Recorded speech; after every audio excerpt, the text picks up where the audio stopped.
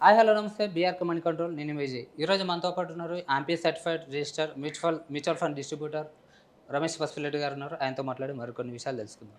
Sir నమస్తే. నమస్తే Vijay. Sir ఇప్పుడు మనకి స్టాక్ మార్కెట్ చూసుకుంటే ఇప్పుడు ఈ పాకిస్తాన్ వార్ జరుగుతుంది. యాక్చువల్లీ ఇప్పుడు రేపు మాపో జరుగుతుందని చాలామంది న్యూస్ ఇది టాపిక్ హల్చల్ ఇప్పుడు జరుగుతుంది. సో ఈ సిచ్యువేషన్లో నిజంగానే స్టాక్ మార్కెట్ పడే అవకాశాలు ఉన్నాయి. డెఫినెట్‌గా వారొస్తే ఏదైనా పడిద్ది. ఏ స్టాక్ మార్కెట్ అయినా పడిద్ది. మనకెందుకు ఇప్పుడు సపోజ్ హమాస్‌కి, ఇజ్రాయెల్‌కి వార్ వచ్చినప్పుడు కూడా మన మార్కెట్ పడింది 1 మంత్. ఉక్రెయిన్‌కి, రష్యా వార్ వచ్చినా కూడా మన మార్కెట్ పడింది. అలాంటిది మన ఇండియా, పాకిస్తాన్ వార్ వస్తే మన మార్కెట్ పడదా? ఖచ్చితంగా. కార్గిల్ వార్ అప్పుడు -70% పడింది మార్కెట్. ఓహో! స్మాల్ మిడ్ క్యాప్స్ -70% పడి, హ్మ్. లార్జ్ క్యాప్స్ కూడా ఆల్మోస్ట్ 40% పడి. హ్మ్. ఏది ఇండియా, పాకిస్తాన్ కార్గిల్ వార్ వచ్చినప్పుడు. ఓకే. సో ఇప్పుడు కూడా వార్ వస్తే డెఫినెట్‌గా మార్కెట్ పడిద్ది. ఆల్రెడీ ఫ్రైడే ఒకరోజు మనం సింక్ చూసాం. కొద్దిగా మార్కెట్ రైట్. అటు ఇటు పాకిస్తాన్ షేర్ వాల్యూస్ కూడా పడిపోయినాయని చెప్పారు. పాకిస్తాన్ మార్కెట్ కూడా పడింది. అవును. పడిపోయాయని చెప్పారు. అవును. పాకిస్తాన్ మార్కెట్‌కి అసలు వాల్యూవే లేదు. అవును. వాళ్ళ రూపీ బాగా డిప్రిషియేట్ అయిపోయింది. అవును. సో అయినా కూడా వాళ్ళ మార్కెట్ కూడా పడింది. రైట్. ఇంకా మన మార్కెట్ కన్నా వాళ్ళ మార్కెట్ ఎక్కువ పడింది. అవును. ఎందుకంటే మన దగ్గర ఫారెన్ రిజర్వ్స్ చాలా ఉన్నాయి. హ్మ్. గోల్డ్ రిజర్వ్స్ ఉన్నాయి.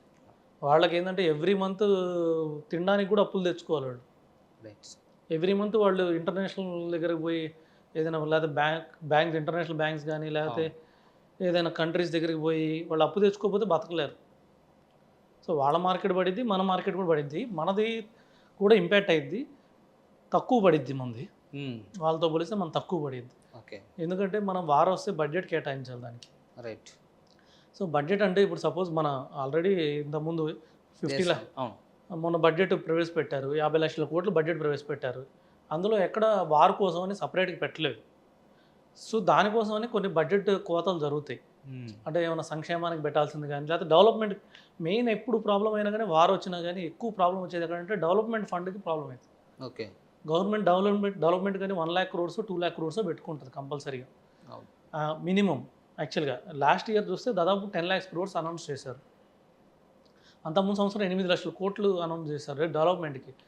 అంటే కొత్త ప్రాజెక్ట్స్ కానివ్వండి, రోడ్డు కానీ, హైవే కానివ్వండి, లేకపోతే రైల్వే ప్రాజెక్ట్స్ కానివ్వండి, వీటన్నిటి కోసం 10 లక్షల కోట్లు గవర్నమెంట్ బడ్జెట్లో 50 లక్షల కోట్లు, 10 లక్షల కోట్లు కంపల్సరీ డెవలప్మెంట్, మిగతా 40 లక్షల కోట్లు అన్నిటికీ శాలరీస్కి కానివ్వండి, ఖర్చులకు కానివ్వండి, ఓకే. తర్వాత సంక్షేమ పథకాలకు కానివ్వండి, వీటన్నిటికీ ఉపయోగించింది. ఇప్పుడు సడన్గా ప్రాబ్లం ఏమైందంటే వార్ వస్తే కంపల్సరీగా డెవలప్మెంట్ ఫండ్లోని తీయాలి. హ్మ్.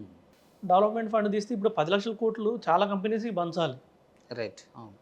ఇప్పుడు రైల్వే ప్రాజెక్ట్ ఉందనుకోండి, రైల్వే సంబంధించి తయారు చేసే కంపెనీస్ ఏదైతే ఉన్నాయో, ముడి సరుకు తయారు చేసే కంపెనీ వాటన్నిటికి ప్రాజెక్ట్ వెళ్తాయి. హ్మ్. ఇప్పుడు గవర్నమెంట్ డిఫెన్స్ అనుకుందనుకోండి, డిఫెన్స్కి సంబంధించి దాని ముడి సరుకు స్టీల్ ఎక్కడి నుంచి సపోజ్ టాటా స్టీల్ నుంచి వచ్చింది, లేకపోతే సెయిల్ ఇండస్ట్రీస్ నుంచి స్టీల్ వచ్చింది, వాళ్ళకి వెళ్తాయి ఆర్డర్స్. ఓకే.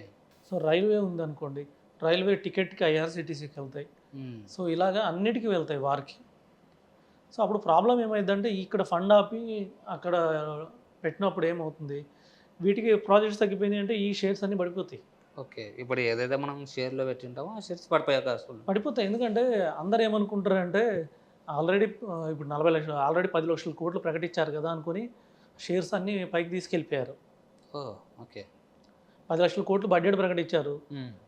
ఏమేమి పెరుగుతాయి అనుకుంటే మామూలు డిఫెన్స్ సెక్టర్ పెరిగిద్ది అనుకున్నారు.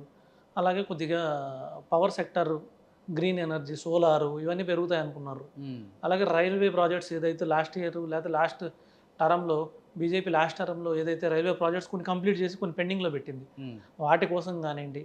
సో ఇలా కొన్ని హైవేస్ ప్రాజెక్ట్స్ ఏదైతే మొదలుపెట్టారో, ఇప్పుడు హైవే ప్రాజెక్ట్ మొదలుపెట్టారు. ఏమైంది, సిమెంట్కి వాటికి వెళ్తాయి, సిమెంట్కి వెళ్తుంది, స్టీల్కి వెళ్తుంది. కొన్ని ఇప్పుడు సపోజ్ ఎల్ఎన్టీ సంస్థకి ఒక ప్రాజెక్ట్ వచ్చింది, హ్మ్. ఇంకొక కంపెనీకి ప్రాజెక్ట్ వచ్చింది.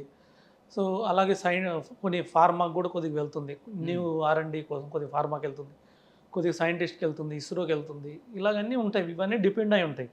సడన్గా వార్ కోసం ఇప్పుడు సపోజ్ మనం వార్ కోసం మినిమం 1,00,000 crores ఇవ్వాల్సి వస్తుంది.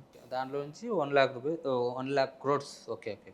1,00,000 crores మనం ఆ బడ్జెట్ తీసి వాళ్ళకి కేటాయించాల్సి వచ్చింది వార్ కోసం. హ్మ్. అప్పుడు వీటన్నిటికీ కోతలు పడతాయి. ఎఫెక్ట్ పడుతుంది దీనిపైన. డెఫినెట్గా అన్నిటికీ బడ్జెట్ తగ్గియాలి. ఇప్పుడు అన్నిటికీ 10% తగ్గించాలి. ఆల్రెడీ షేర్లు ఏమో 30% పెరిగిపోయినాయి. హ్మ్. ఎందుకు 10 లక్షల కోట్లు ప్రకటించారని మన బడ్జెట్ ప్రకటించగానే అన్ని షేర్లు పైకి వెళ్ళిపోయినాయి. ఓకే. ఎందుకంటే ఫ్యూచర్లో వీటికి ఆర్డర్లు వస్తాయని, ఆల్రెడీ ఆర్డర్లు కూడా వచ్చున్నాయని చెప్పి పైకి వెళ్ళిపోయినాయి. ఓకే. ఇప్పుడు సడన్గా లేదనుకున్నారు అనుకోండి, ఏమవుతుంది?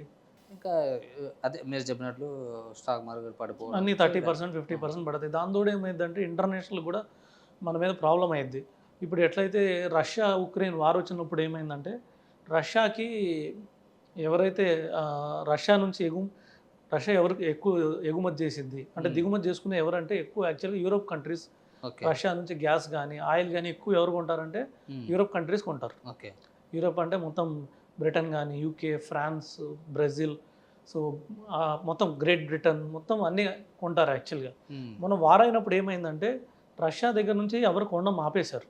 రష్యా దగ్గర నుంచి. కొనడం ఆపేసిన తర్వాత ఏమైంది, సడన్గా ఏమైంది, వాళ్ళ ఆయిల్ తగ్గిపోయింది. ఐ మీన్ రష్యాకి ఫండ్స్ లేవు. అప్పుడు మన ఇండియా పోయి అక్కడ ఆయిల్ కొనింది. మన ఇండియా సపోర్ట్ చేసినారు. మన ఇండియా కొద్దిగా సపోర్ట్ చేసిందంటే మనకు తక్కువ దొరికింది అక్కడ. యాక్చువల్గా ఏంటంటే అప్పుడు దాదాపు 100 బ్యారెల్ ఉండింది. అంటే ఒక బ్యారెల్ మొత్తం మనకి అప్పుడు ముడి సరుకు కావాలంటే క్రూడ్ ఆయిల్కి మనకు ఆల్మోస్ట్ $100 పే చేయాల్సి వచ్చేది. ఓకే. మనకు రష్యాకి ఎంత కమ్మింది, $70 కమ్మేసి. మామూలు కాదు మరి అది. అవును, దానివల్లే మనం బతికిపోయాం.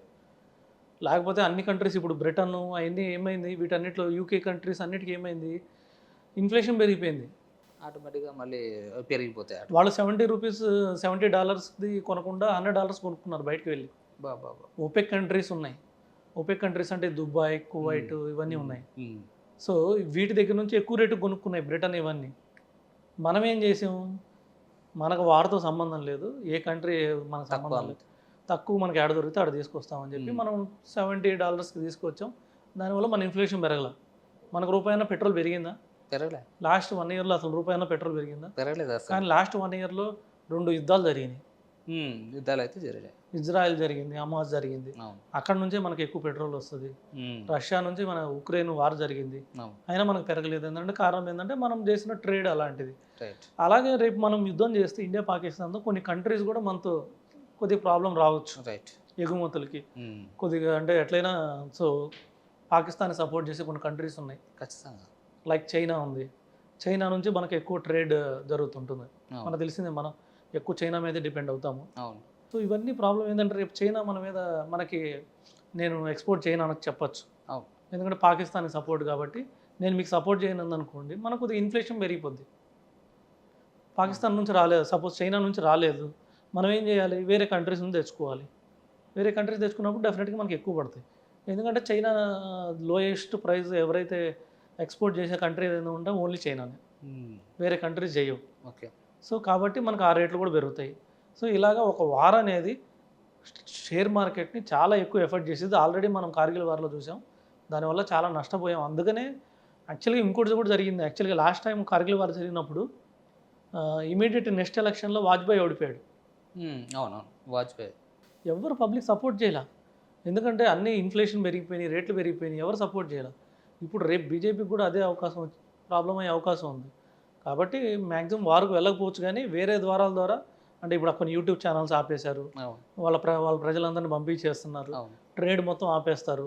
ఇలాంటి కొన్ని ప్రాబ్లమ్స్ క్రియేట్ చేయడం తప్పితే మ్యాక్సిమం వారు వెళ్ళకపోవచ్చు, కానీ వారికి వెళ్తే మాత్రం మార్కెట్ పడింది. ఇలాంటి సిచ్యువేషన్లో ఎవరైతే ఇన్వెస్ట్ చేసే వాళ్ళు ఉన్నారో అంటే వాళ్ళు ఎలాంటి జాగ్రత్తలు తీసుకోవాలనుకుంటారు? వాళ్ళు ఏంటంటే కొద్దిగా నిజంగా వార్ ట్రిగర్ అయితే మాత్రం కొద్దిగా షేర్లు ఏమైనా మ్యూచువల్ ఫండ్ ఉంటే కొద్దిగా అమ్మి క్యాష్లో ఉండి మళ్ళీ పడిన తర్వాత పెట్టుకోవడం better. Thank you so much sir. చాలామంది ఏంటంటే వార్ మీరు చెప్పినట్లు వార్ జరిగేటప్పుడు మాత్రం కొద్దిగా ఆలోచించి దాంట్లో ఇన్వెస్ట్ చేస్తే తర్వాత మనం వార్ తగ్గిన తర్వాత మళ్ళీ మార్కెట్ గ్రో అవ్వడం, సో దానివల్ల ఒక ప్రాఫిట్లో ఉండే అవకాశం అయితే ఉంటుంది వాళ్ళు. డెఫినెట్గా. Yeah, thank you so much sir, చాలా చక్కగా వివరించారు. వెల్కమ్.